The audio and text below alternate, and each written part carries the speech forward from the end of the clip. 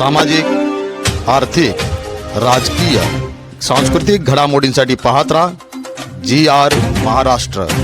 पुसद नगर परिषदेच्या माध्यमातून श्री ज्ञानेश्वर संस्थान येथील विठ्ठल रुक्मिणी मंदिराला 3 कोटींचा निधी मंजूर। यवतमाळ जिल्ह्यातील पुसद नगर परिषदेचे धार्मिक स्थळ विकासासाठी महत्त्वपूर्ण पाऊल उचललेले आहे।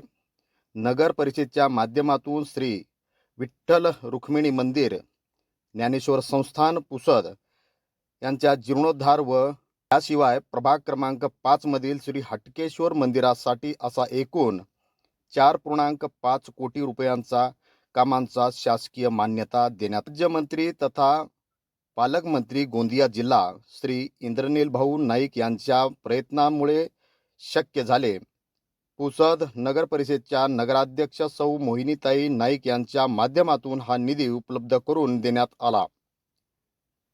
या निधीमुळे मंदिरांचा जीर्णोद्धार लवकरच सुरू होणार असून भाविकांना अधिक सुंदर समृद्ध वातावरण मिळणार। लवकरच मंदिर विकासाचे काम सुरू होऊन ते पूर्णत्वास जाईल अशी अपेक्षा भाविकांमध्ये आणि नागरिकांमध्ये व्यक्त होत आहे।